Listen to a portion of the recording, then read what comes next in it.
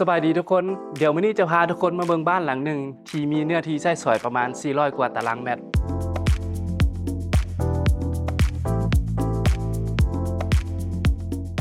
ลักษณะของตัวบ้านจะเป็นบ้าน2ชั้นสไตล์ทรงโมเดิร์น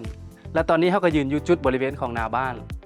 เดี๋ยวจะพาทุกคนเข้าไปเบิ่งภายในบ้านเนาะว่าภายในบ้านจะเป็นแนวใดไปกันเลยเวลาเฮาย่างเข้ามานี่ก็จะสะดุดตาด้วยระแนงตัวนี้ระแนงตัวนี้แม่นเฮาใช้วัสดุเป็นวัสดุทางเลือกก็คือเป็นอลูมิเนียมแต่ว่าเป็นลายไม้เพื่อเฮาอยากให้มีความเป็นธรรมชาติแล้วก็สามารถเปิดได้เบอร์3เลยเนาะถ้าเฮาอยากได้เนื้อที่เพิ่มขึ้นความสบายตาขึ้นเฮาก็สามารถเปิดอันนี้ได้หรือถ้าอยากได้ความเป็นส่วนตัวเฮาก็สามารถปิดตัวนี้ได้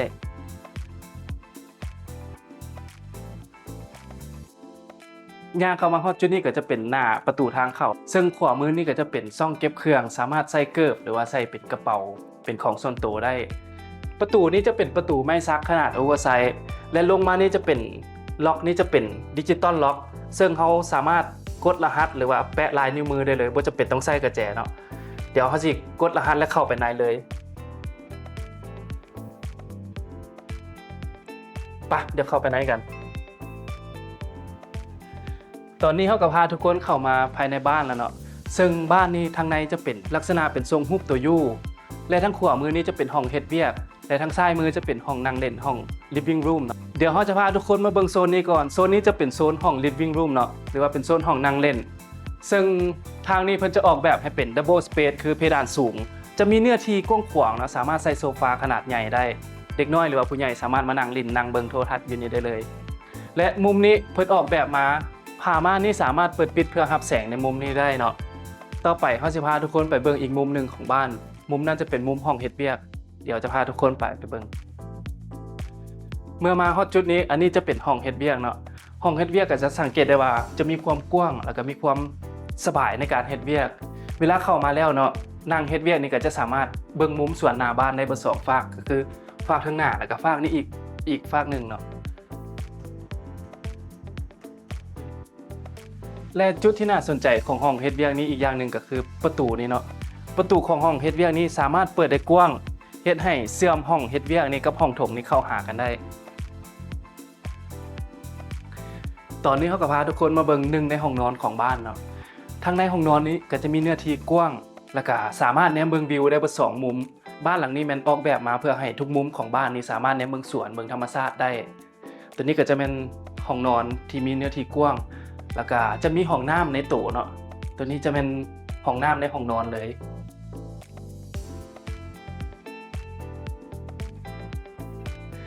ต่อไปเขาจะพาทุกคนไปเบิ่งมุมไฮไลท์ของบ้านซึ่งเป็นส่วนกลางบ้าน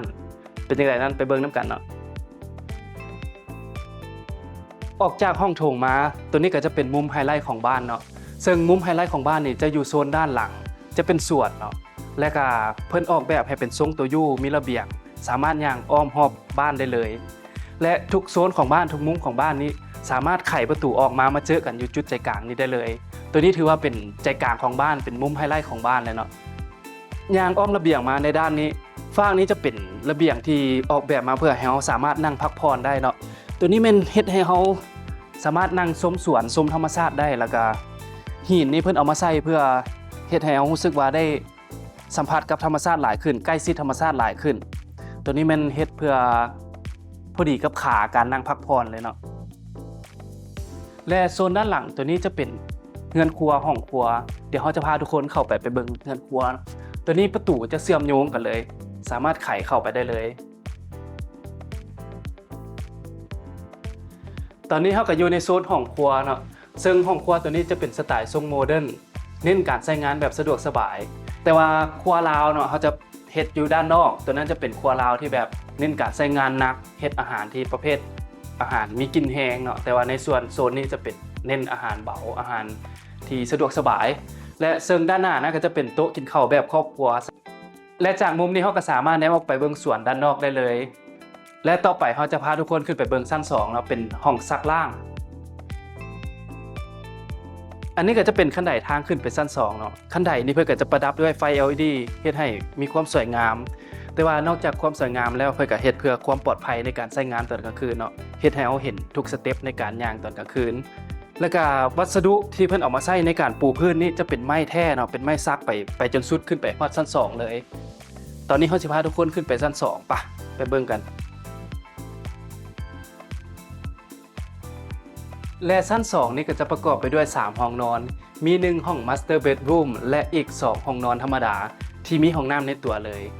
และในชั้น2นี่ก็จะมีอีกห้องหนึ่งเนาะที่มีความน่าสนใจเดี๋ยวเฮาสิพาทุกคนไปเบิ่งห้องนั้นห้องที่น่าสนใจที่เฮาได้เว้าไปก็คือห้องนี้เป็นห้องซักล้างซึ่งสร้างความสะดวกสบายให้แก่ผู้ที่อยู่อาศัยสามารถเอาเครื่องเข้ามาซักในห้องนี้บ่จำเป็นต้องเอาเครื่องจากชั้น2ลงไปซักอยู่ชั้น1สามารถซักอยู่ห้องนี้และก็ตากอยู่ห้องนี้ได้เลยเนื่องจากว่าห้องนี้สามารถรับแสงได้ดีในระหว่างวันหลังจากที่เฮาได้มาเบิ่งบ้านหลังนี้แล้วเฮ็ดให้เฮาได้เห็นถึงบริบทและความสำคัญของสถาปนิกที่ได้ออกแบบบ้านได้สมบูรณ์แบบขึ้นเฮ็ดให้ผู้ที่อยู่อาศัยในบ้านหลังนี้มีคุณภาพชีวิตที่ดีขึ้นและมีความสะดวกสบายในการใช้ชีวิตขึ้นหวังว่าคลิปนี้จะเป็นประโยชน์และเป็นไอเดียให้แก่ผู้ที่คิดกำลังจะสร้างบ้านบ่หลายก็น้อยเนาะและขอบใจผู้ที่เบิ่งคลิปนี้ตั้งแต่ต้นจนจบเอาไว้เจอกันวิดีโอต่อไป